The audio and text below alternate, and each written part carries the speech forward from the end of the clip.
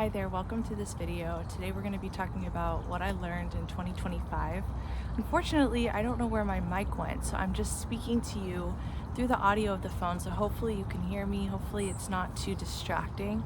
But these are going to be about 20 lessons I've learned from 2025, and this year has been an absolute crazy making. My world got shooken up just like crazy, and so I just want to share some of the lessons I've learned, because what I learned was valuable, and I really believe that what I have to say can really, give you some insight in your life and, give you some extra wisdom to keep in your back pocket. It was not easy to learn these things. I had to learn everything I learned the hard way. I didn't get told this stuff when I was young. Obviously, as we get older we learn, and a lot of times it's the hard way. We learn through pain, and I'm grateful for it. During the time I was really not grateful for it, but after, when you get wiser, you start to become more grateful for your pain and your suffering, because essentially it changes you as a person, completely changes you for the better.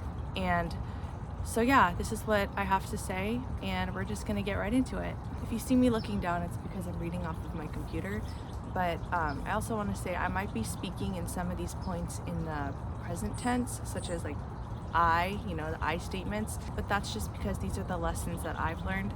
So you can personalize it by, instead of I, you can personalize it for yourself. What is that thing? It's a squirrel.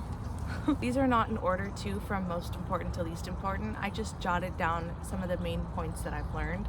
And starting with number one, it's I don't have to share everything about myself or overexpose myself for the sake of conversation or in order to be known by someone. It's okay to be unknown.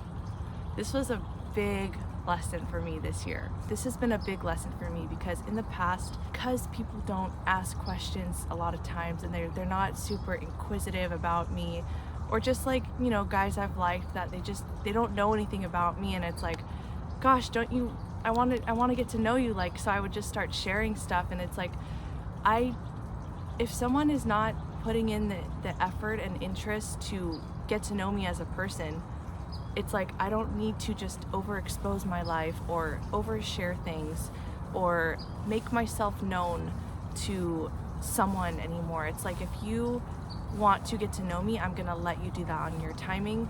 Otherwise, I will share, stuff that's relative to the conversation, but I will not share any longer things about me just for the sake of someone perceiving me or knowing me in a certain way.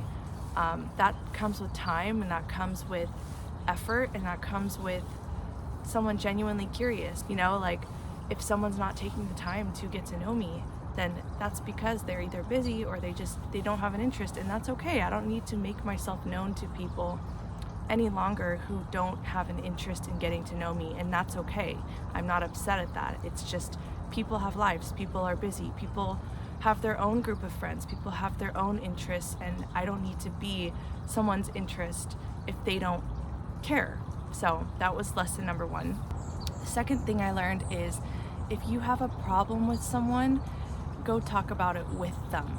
So a lot of times when I've had a problem with someone, whether it was someone I was dating or a family member or a friend, instead of going to them and talking to them about it and keeping it between them and I would go to outside sources, talk to them, and then honestly it would kind of ruin the reputation of the person I have a conflict with, because obviously your family's gonna back your side. And I learned I don't like that. It's not fair, and I learned that when I have a problem with someone, keep it between the person and I, and if we need to take a break from talking about it, we can take a break and come back to it when we're both calm. And that is a big, valuable lesson I learned. Again, I didn't learn this growing up. It was always like, if you have a problem with someone, go talk about it with all your friends. And so I learned the hard way that that's not actually the best way to dealing with conflict and with issues. It's better to just save the conflict between you and that person, and then deal with it on your guys' timing. The third thing I learned is keep your personal life to yourself, and if you share your personal life, make sure they are people who can equally share stuff with you. There's an equality between you guys. If you have something going on in your life, don't just dump it on someone. Don't just dump it on your coworker. Don't just dump it on your acquaintance. Don't just dump it on someone who truly doesn't know you on a spiritual deep level, who can also like kind of dump their stuff on you too. Like, I feel like in the past, if something was bothering me or something was heavy on my heart, I would kind of just like go to the first person I kind of knew, or someone who would hear me but wouldn't fully actually be able to give me that support that a really good close friend or family member could give me. And essentially I was kind of just desperate to get it off my chest, that I would just tell, someone I wasn't that close to. And I stopped doing this. Like, I stopped doing this a while ago, but this is something I learned in 2025. And so now if something is heavy on my heart, I don't go to coworkers. I don't go to people I don't know that well. I go to one or two people that I really connect with, whether it's my sister or my closest friend, and I get their advice because they know they can do the same thing with me. They can take their heaviness and burdens and talk to me about it and get perspective. And to go with this point, it's not that it's not good to talk about your stuff, but it's good to get perspective on situations or things in your life from people who also seek to you for perspective. So it's equal. It's not like you're pushing on, you're burdening someone else and you don't make space for them. Like, it's equal. You guys both can lean on each other like a weight. So lesson number 4 is God's ways are always the best ways. I've tried to control things, I've tried to think about things and tried to fix things, and they always lead to disappointment. And I noticed that when I let God do his thing and surrender to God's timeline, surrender to God's ways, I have peace without understanding. I don't know how it happens. It's supernatural, but God's ways are always going to be the better way.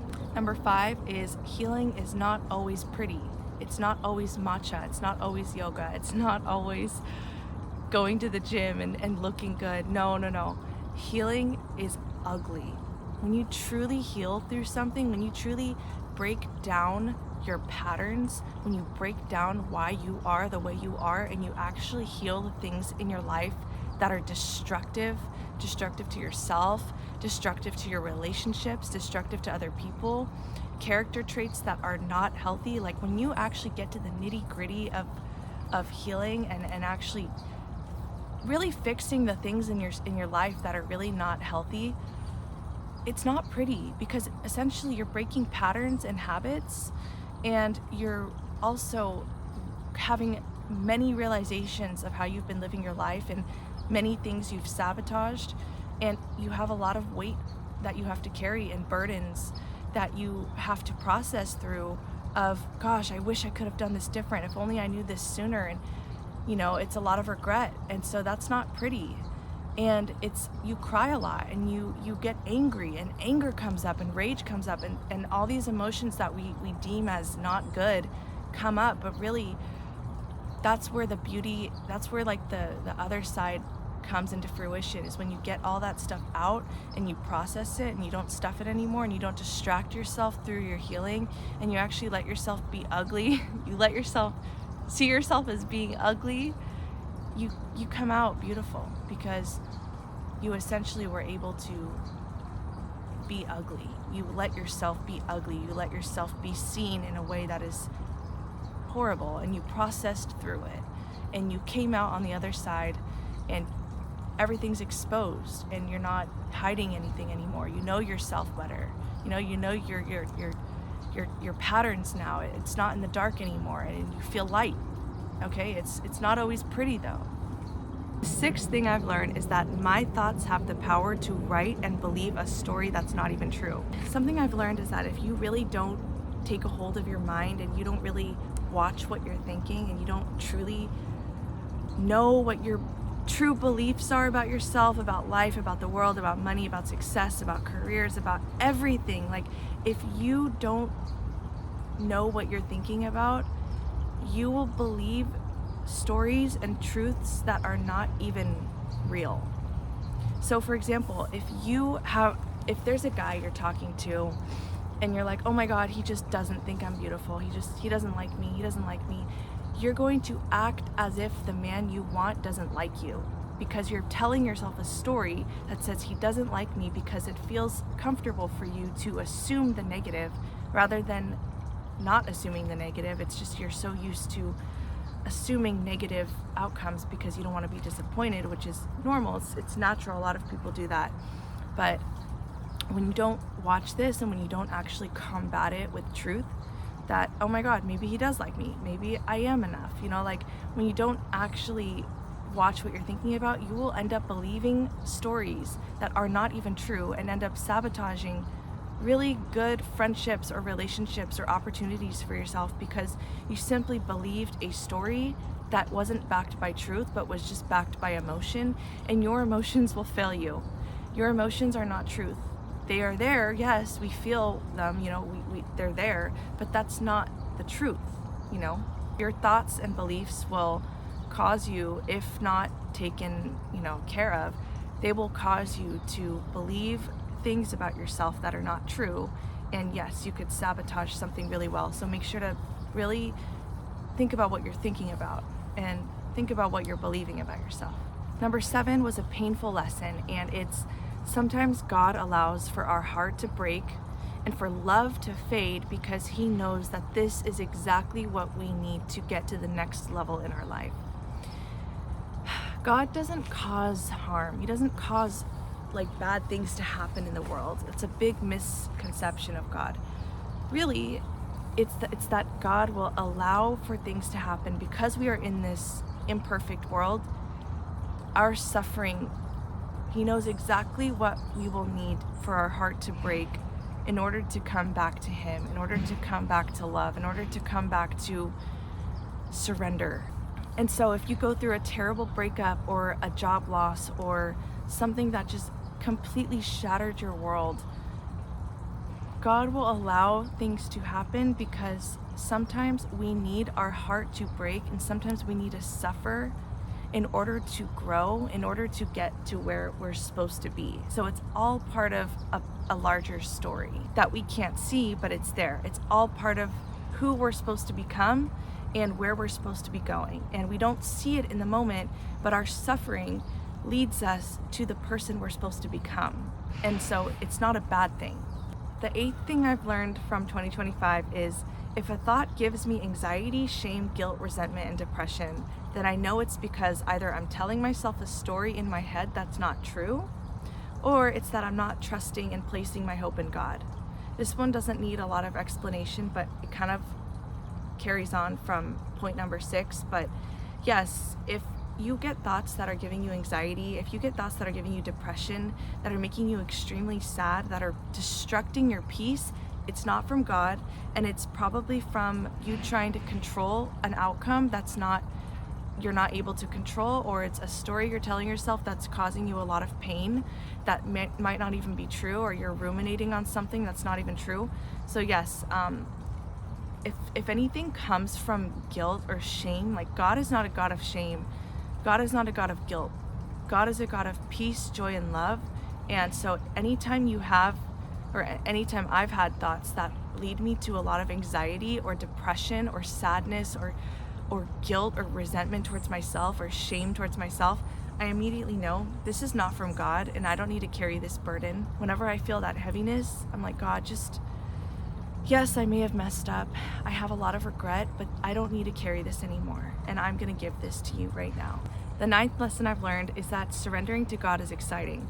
Now, there was a time in my life when I did not want to surrender to God because I thought God was going to take away the things that I wanted.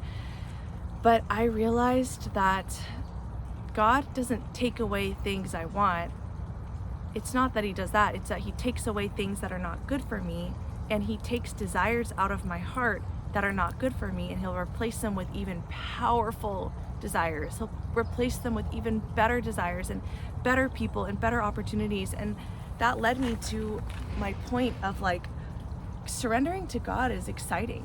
It's exciting because being in the unknown, anything can happen. Anything can happen. It's exciting. I heard this thing and it said, God is a God of suddenlies. And that was like, that's so true. Like, God can speed things up or slow things down, and you never know when a miracle can happen. A miracle can happen right now. Like, God's ways are so mysterious, and there's something exciting about that. You know, it's like when we receive gifts as a kid and we don't know what we're holding in the box on Christmas Day. It's exciting. Like, what is this gift? And that's kind of like what God does for us. He doesn't reveal to us the full path, but when we trust him and when we surrender, he gives us peace of mind and joy without understanding. And that will lead us to this feeling of peace. Like, we have peace. There's peace in the surrender. And then when we have peace, we're able to be more joyful and excited about life because we're not trying to control something anymore. We're surrendering to what God is doing in our life. And there's something deeply exciting about that. The 10th thing I've learned that has been life-changing for me is that there is nothing wrong with wanting a 9-to-5 job or wanting a stable job. I would demonize people with 9-to-5 jobs because I was like, they're just those classic people that don't live outside of their fear. And I'm like, you know what? I tried to start Instagram businesses. I tried to start all that stuff. I don't like it because I'm the kind of woman where I am very emotional and I need a job that is going to be stable. And I realized that about myself, and I've accepted it about myself. And that acceptance freed me, and it made me happy and peaceful inside, where I now am working towards getting my graphic design job and getting a graphic design degree. I went back to school because I realized I don't need to start a business to be worthy, to prove that I'm not living in fear. I tried to start many businesses, and I just don't, it's not right now. God is clearly telling me not right now. I need a stable job, and I want a stable job because for me, that's how I'm able to not be so stressed in this life and have income so I can do my creative endeavors. Just because I have a passion for something like dance or whatever, it doesn't mean that has to be my career. And I would be like, oh my God, if I have a passion, that has to be my career. But I said, no, I can have a stable job and also do my dancing on the side. Like, my career is not my measure of worth. That's not my measure of worth anymore. And I'm freed from that burden. You know, I follow this guy on Instagram and he's a firefighter, but on the side, he's a total actor. And it's like, I love that. He has a stable job being a firefighter, but he's an actor on the side, and he grew his Instagram, and he seems like he has a great life because, to be honest, there's a lot of freedom and peace and stability. You know, I didn't realize this, but I realized it now, and now my goals and my pursuits are completely transformed, and I'm on my path to stability right now, and I'm okay with that, and I'm proud of myself for getting to that point. I went off track for a while, and it feels good to be back on track. Number 11 is, when a man is not choosing you, stop choosing him. When a man is not choosing you, like, clearly he's not interested, he doesn't want you, he's not choosing you, he's not like courting you or making himself like wanting you or showing interest in you, don't choose him. You don't need to choose him. And I'm speaking this for myself, like, when there's a man where they're not choosing me or showing me any interest, I'm like, I don't want to choose you. I'm a very old school, old-fashioned kind of girl, and I'm a very like one guy kind of girl. And so when I choose someone, I will choose them till death do us part. And I realize, like, not everyone thinks like that. You know, through the thick and thin, I will choose you.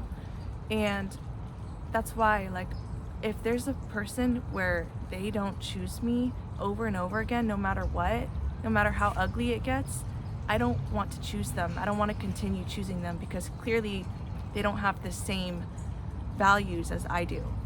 And even with like having crushes, if there's a guy that I have a crush on and he's uninterested and he's clearly just not making an effort to talk to me or not making an effort to get to know me, I stop now. I don't make myself known to him anymore. I don't try to talk to him. Like, if someone is so deeply uninterested in me, why am I going to give him my time and energy? No. Number 12 is kind of related to number 11 is now emotional inconsistency and unavailability is extremely unattractive, and it's something I am no longer attracted to. Now, the old Alyssa would be like, oh my God, this guy is so cute, and I would be obsessed with him, even if he was unavailable, even if he was emotionally inconsistent. And now that I'm older and wiser, if someone is emotionally inconsistent and unavailable, and I just feel it, like they're so unavailable and they're so inconsistent emotionally, I can't. Like, I'm not even attracted to you anymore. Like, you've killed your sexual and physical attraction and mental attraction. I can't do it, and I'm okay with that. And I'm so happy I've gotten to this point in my life where if someone's not available, I don't have a crush on them anymore. Like, it goes away. There's something about a man who is deeply emotionally unavailable and inconsistent that icks me out so much that that is like something that it is my biggest turnoff. And I'm so glad I feel that, because for my whole life, I've never actually gotten to that point. Number 13 is I don't have to be someone's all and everything. Love comes and goes, and it's not guaranteed to last forever. Yes, so there was a time when I was with someone and I thought we had to be together forever, and I realized it's very naive to think that love will last forever. You know, you get to a point where sometimes relationships don't work, and you hang on to this narrative that they were supposed to be your one and only, and when they're not, you get devastated. But as I'm getting older and wiser, I'm realizing that it's not actually, realistic to think that one person will last forever. Things happen in life, people change. I would like to think that the person I choose will want to be with me forever, but that's not always the values of the other person. So make sure that when you are dating someone, you realize, like, are we like a till death do us part kind of couple? Because I'm old school and I want that. And if he's very dead set on working through things, then he's a keeper. If that's what you want, then he's a keeper. And work and tend to that relationship. Number 14 is that when you like someone, it's not about getting them to like you, it's about building a life you love, and he becomes the extra in your life that makes it extra magical. So this one, a 76-year-old man told me in Barnes & Noble. We were having a conversation and he said, build a life that you love. And he said, then choose your man. And I was like, that is beautiful advice. Like, as a woman, it's important that we build a life that we love and build a life we've fallen in love with. We have our own hobbies, we have our own passions, we have our routines. Instead of trying to fit in a man's life, he will fit in your life. That's how it should be. That truly is how it should be. It shouldn't be where you are fitting into a man's schedule and fitting into his life. Like, that's not gonna be a healthy relationship. It's gonna be healthy when you are able to add in a man in your life who's going to make it extra magical to your already magical life. And that piece of advice really helped me. So if you don't feel like you have this, start cultivating a life that you love with baby steps. Like, just slowly start changing your lifestyle, your habits to having a life that you actually are falling in love with, and where you don't need a man to necessarily make you happy or provide for you right now. Like, you're not dependent on him.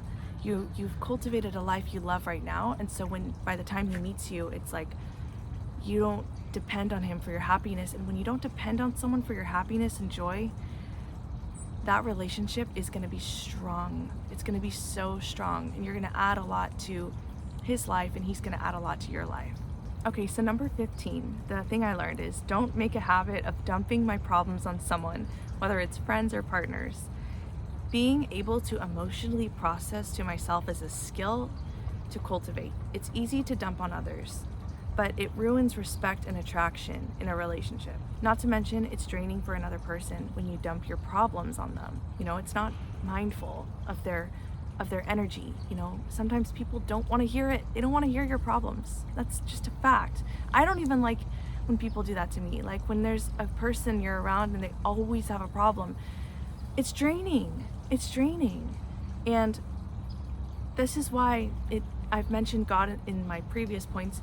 I said this is what God is for. So I can lean on God who can actually fix my problems instead of the person I'm with or the friend. I learned this the hard way. I didn't know any better, but I thought in a relationship, they become like your crutch. And that's not actually super healthy. Like, a man should not be your emotional crutch. God should be your emotional crutch. And I didn't make God my emotional crutch because God's ways, like I can't see God. I can't hear God sometimes, like on a physical level. It's God is a spiritual God. You can't see him. You can't talk to him and he talks back. It's all of it's supernatural.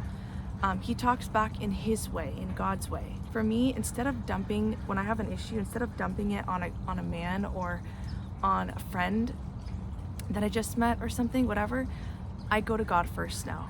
I write in my journal, I read my Bible, I sit with the feeling, which is very different for me. I used to not be able to just sit with my discomfort. I would have to call someone and call them like 10 times and be like, pick up, I need to talk to you. But now I'm like, it's okay. Feelings pass. Things pass. And I've learned that when I'm angry, when I'm in these heavy states, emotional states, give myself like 30 minutes and I'll be like from here and I'll be like all the way down. And I learned that God will make me emotionally stable when I seek him. And I just have to sit with God in this feeling and do something to distract myself. They say distractions are not good, but I think when you're in a highly emotional state, you need to distract yourself. Do a run, lift weights, go color, go scroll maybe. If that's gonna bring you some distraction from the whatever, then scroll. Like, that's what I do sometimes, is I find funny videos and I'll just, then after a few funny memes I saw, I feel so much better. Very unconventional advice. I know people hate scrolling, but there's a time and a place for it. There's a time and a place for it. Number 16 is a man is not supposed to be a mother and a father to you. That's not his role. When you're in a relationship with a man, and I'm speaking this to myself, when I'm in a relationship with a man, he's not supposed to be my mother or my father. If a man turns into your caretaker, not only does that kill attraction, but it kills the relationship, because he's not supposed to be that. And if he is that, that means there's some unresolved issues with your mother and father, probably. If you're seeking to him for emotional comfort, emotional support constantly, and you seek to him like a father figure. A man is supposed to be your man. He's supposed to be your partner, not a father, not a mother. And he doesn't want to be your mother. He doesn't want to be your father. He wants to be a man. So see the king in him, make him feel like a man, and the more that you see him as a mother or a father, the relationship's not going to be healthy, nor is it going to work, nor is he going to want to stay with you if you constantly see him as a caretaker. He doesn't want to caretake you. He doesn't want to be a father. You're not his child. He wants to have kids with you, but he doesn't want to be your mother and father. He wants to be your man. Take a look at what you're needing from your parents and what you didn't get from your parents and what you're truly desiring, and see if you can give that to yourself, or get that through God or spirituality, or find something that's not him to give that to you. So then you can see your man as a partner, not as a mother and a father figure. Number 17 is an organized room is an organized mind, and an organized mind is an organized life. So pretty simple is when you feel organized in your room and in your space, your mind feels more organized. And when your mind feels more organized, your life feels more organized. So it's a ripple effect. If you have a cluttered mind and you feel like ADHD is going crazy and you're just like you don't have that peace and calm in your mind, take a look at your room, take a look at your drawers, take a look at your closet, take a look at the dishes in the sink, take a look at your family room and your living room and your kitchen. Is it dirty? Is it gross? Because if so, you probably want to clean that, and through cleaning that, you're going to feel more organized, and when you feel more organized, you're going to feel more peaceful and stable. Number 18 is that there's no point comparing yourself to others because what's for you is meant for you. Whenever I've liked someone, I've constantly compared myself to other women, like, oh my God, he would probably want her instead. He probably would want a girl like this instead. And that's because I didn't embody this belief, this deep, deep, deep rooted belief that what's for me is meant for me. And when you don't embody the belief of what's for me is meant for me, like when you don't have that deep rooted in your heart and soul, when you don't have that belief deep rooted in your heart and soul, you will constantly think that the thing you have right now is going to run away from you for something better. But you have to trust that the kind of man you want in your life, he's going to choose you. You're not going to want a man who would choose another woman because she's better. You don't even want that energy in your life. The kind of man you're going to attract, you have to trust and believe that if he's with you, he wants you. If he's with you, he's not thinking about other women. He's not thinking about breaking up with you for someone who's prettier over here. He's with you because he likes your energy. He's with you because your spirit and your soul. Not only does that relate to dating, that can also be related to jobs and careers and opportunities that come your way. Number 19 is that confidence is so attractive. Looks are one thing, but when a woman has confidence and when she is sure of herself and when she is herself, when she loves herself, that is so sexy. And it's caused me to be on this journey of like, yes, I know my looks are not they're not perfect. And my whole life I've ridiculed myself for not looking perfect, but I realized you can be an okay-ish woman, but if you have a heart of gold and you're confident in yourself and you go after it and you're a go-getter and you just chase your dreams and you just do the things that you love, it makes you so much more attractive. And that's really what men crave, is a woman who's confident. They don't crave a beautiful woman with a sucky personality. That doesn't get you far. So rather than focusing so much on trying to be the most pretty and neglecting your character, build your character traits. You're probably already beautiful, and now instead of neglecting your character, build your character traits, build your virtue, build your morals, build your standards. That's what makes you sexy and hot as hell. So last but not least, probably the most important thing I've learned all year, throughout my whole life, I should say, is that when I don't make God the center of my world, not in a religious way, but in my spirituality, when I don't make my spirituality, which for me is God, Jesus, then my life is out of order. I have more chaos, I'm not stable, and I'm not fun to be around. God, when I say God, I say my spirituality, because my spirituality is me. It doesn't have to be yours. For me, it's God, Jesus, reading the Bible, praying, journaling, and nature. And when I am not making my spirituality the number one priority in my life, I'm unstable as a woman. I overthink. I'm more prone to believing negative thoughts and beliefs about myself. My confidence goes lower. I care more about what people think. I make people idols. My life gets out of order. I look to my career for my worth. I look to my looks for my worth. I have a crappy view of my body and I don't take care of myself. When God is not the center of my world, my life is out of order. And that is the biggest lesson I've learned. The biggest lesson I've learned is that your spirituality has to be your number one priority. If spirituality is not your number one priority and you're tending to your heart and soul and spirit, your life will not be in order. And that's for me. That might not be for you, but I think spirituality is the most important thing a human can have in their life. Well, we did it. 20 things I learned in 2025, and I really hope that you got something out of this video. I really learned a lot this year, and this was a very hard year for me, actually. But I grew so much in this 2025. I grew so much, and I learned so much about myself, about relationships, about love, about what not to do, about what to do, about what to implement, what not to implement. I've grown as a woman, And I finally feel like a woman. I don't feel like a little girl anymore. I feel like a woman. And that's big for me. My whole life I felt like a little girl. And now I feel like a woman. And so these lessons I've learned, the suffering I went through, the pain I went through, it led me to where I am now. And I'm so excited for 2026. I'm embracing God's timing. I'm embracing what God has in store for me.